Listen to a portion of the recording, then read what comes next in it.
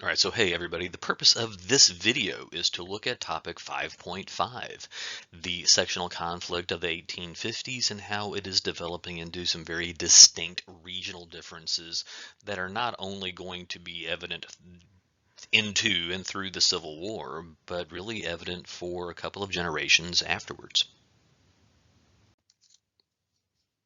So before getting into the real issue here, which is going to be the issue of slavery and the expansion of slavery into new territories, it is worth taking a couple of minutes to go back and take a look at what was seen as the biggest political issue going into the 1850s, which is the flow of immigrants coming into the United States. We have talked about this a little bit already, how you are seeing, international migrants coming from Europe and other parts of the world as they are coming in bigger numbers starting in the late 1840s into the 1850s. They are settling into ethnic communities. The logic in this, I think, is kind of clear, that it makes sense to settle into a community where you have commonalities with the people you are living around. And so settling with fellow immigrants from your home country makes sense here. This is going to allow, these migrants the ability to preserve elements of their language, of their customs, of their culture, which is going to give them a comfort zone, rightfully so, but it's also going to create some tensions as we go through this. Couple of immigrant groups that are worth kind of pointing out in some specificity here. Some of this we've seen before, right? The Irish immigrants, thanks to the Great Famine or the Irish Potato Famine of the 1840s, they are settling more and more, for the most part, in cities in the northeastern United States. New York, Philadelphia, Boston, that part of the country, serving as labor for the growing industrial manufacturing part of the economy for the national economy. Second group that is coming in are immigrants from Germany. They're coming in as political refugees through the failed democratic revolutions of 1848. They are settling some in urban areas, but they are also migrating further and further to the west. They're going to settle in an area known as the German Triangle, which is up in, kind of in the western Great Lakes region, going Chicago to Milwaukee, into the upper part of the Great Plains, and then as well into central Texas. We've talked about this a little bit in class before. A third immigrant group that's starting to come in the 1840s, going to the 1850s, are Asian immigrants, mainly coming in from China at this point in time. They are coming into California as part of the California Gold Rush.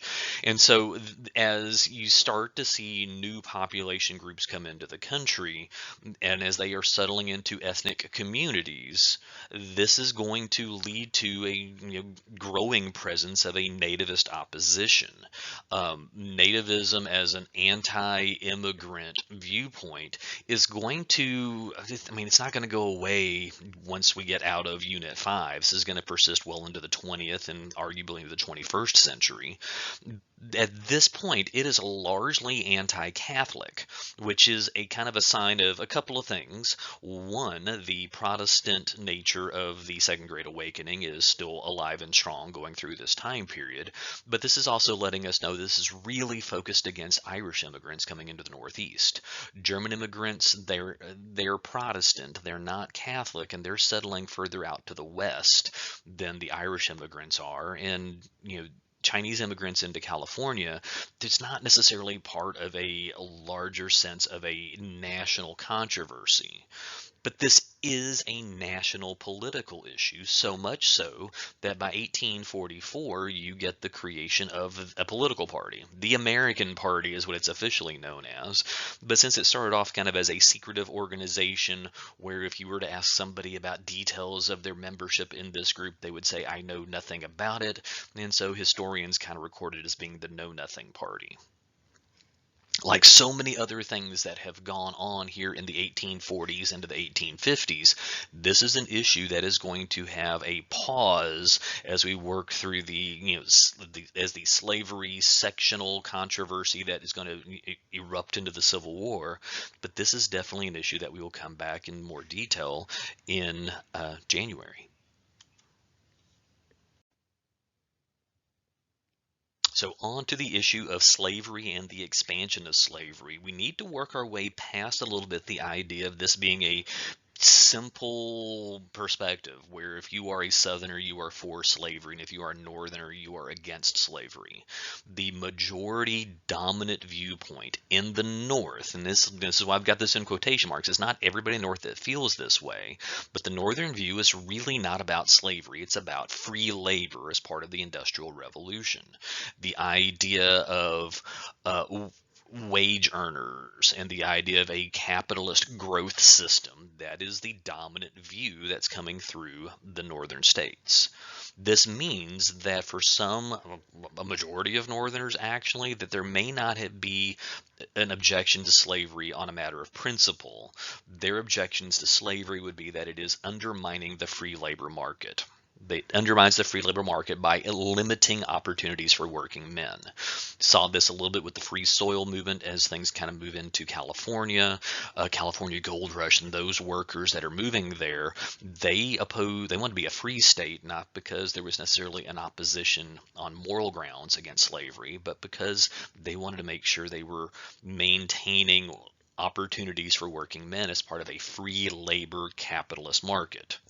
And I kind of stole my own thunder here because this is the thought process that's going to create the free soil movement, that the expansion of slavery is incompatible with free labor. So think about the northern view on this, on not really being an anti-slavery antagonistic viewpoint, at least not until you get to the Fugitive Slave Law of 1850. But what you have here is more of a preservation of free enterprise capitalist principles.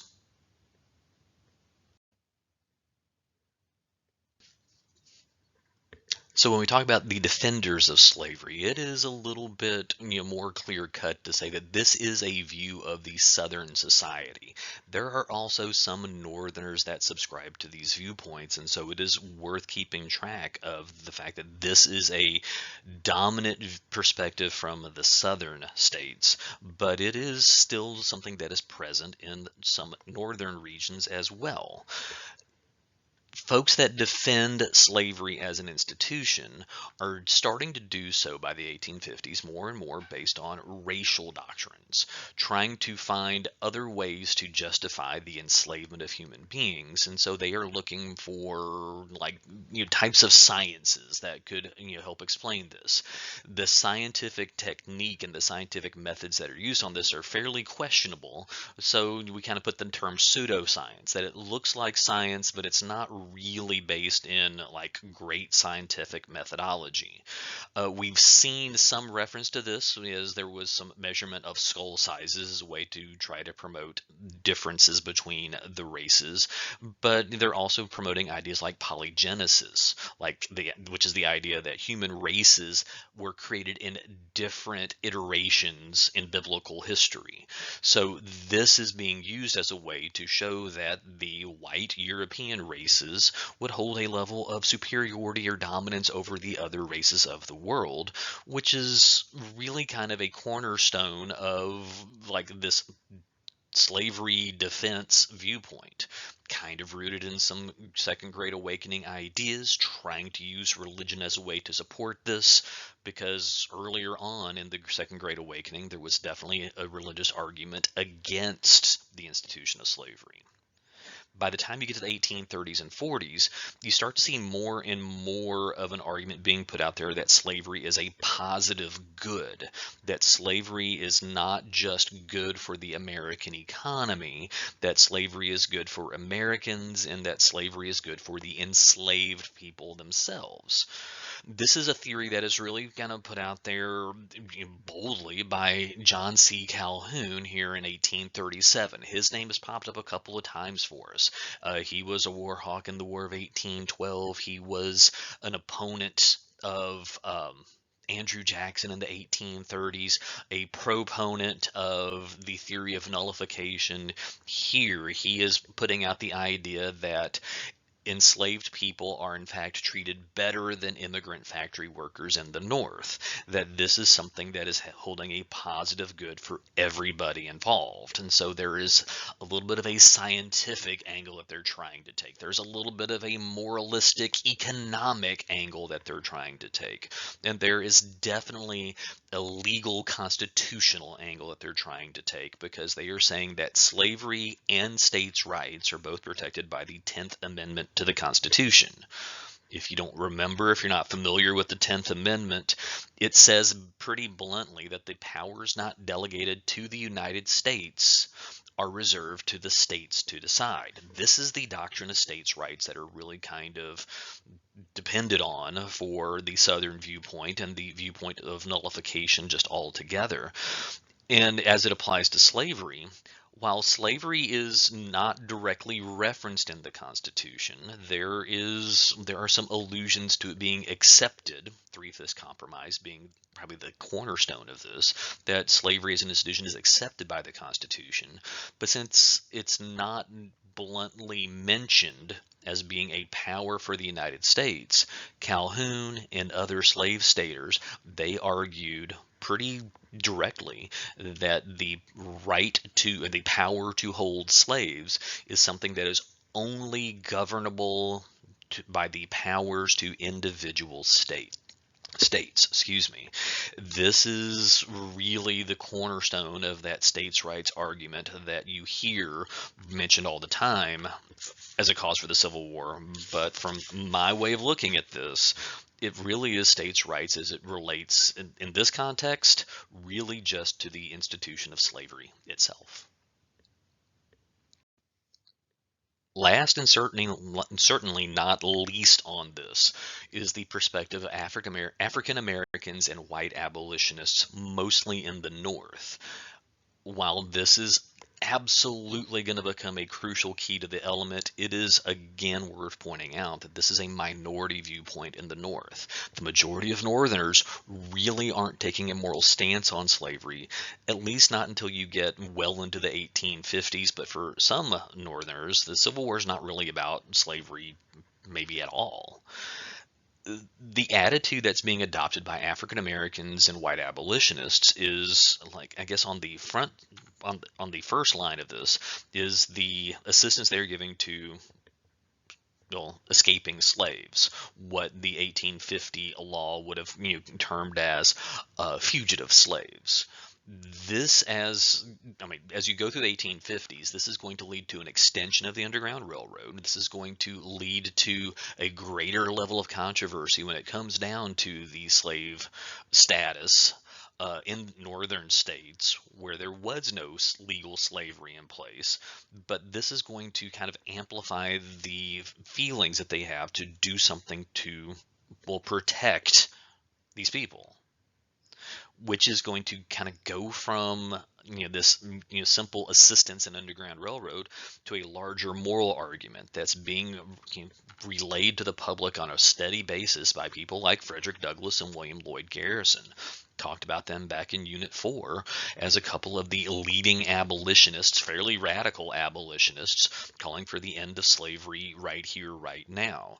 Garrison believed that, just kind of like John Calhoun did, that the Constitution endorsed slavery to some extent. And so Garrison would publicly burned copies of the Constitution to demonstrate the immorality that he saw in that document. Definitely not a middle-of-the-road viewpoint he's taking. Probably the most impactful piece of morality against the institution of slavery comes in the form of Harriet Beecher Stowe's novel Uncle Tom's Cabin.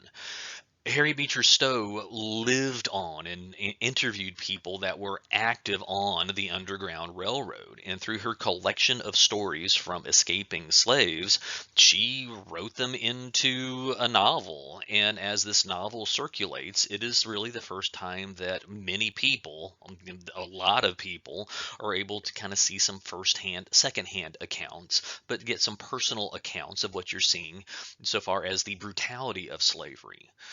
In the 19th century, there's more copies of this book that are published and sold than anything else other than the Bible, which kind of makes sense in the United States if you're thinking about the Second Great Awakening. But the fact that this is a book that's being published and printed and widely circulated and widely read primarily in northern states, you can kind of predict the impact this is going to have there.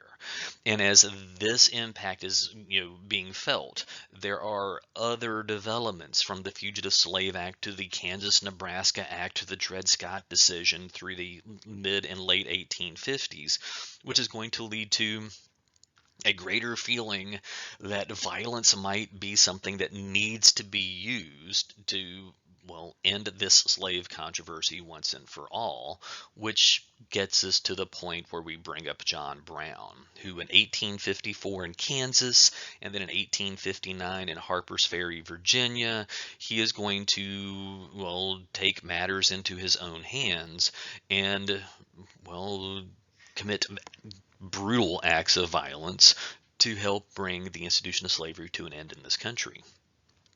There is more about John Brown coming up in a couple of other topics taking us into the Civil War, but he is definitely worth mentioning here as maybe the most radical example of anything we have from an abolitionist viewpoint. But between abolitionists and defenders and the free soilers kind of free market enterprise view of the institution of slavery, and even on rights as it comes into immigrants to the country, there's definitely some specific issues that are being seen very differently by different parts of the country.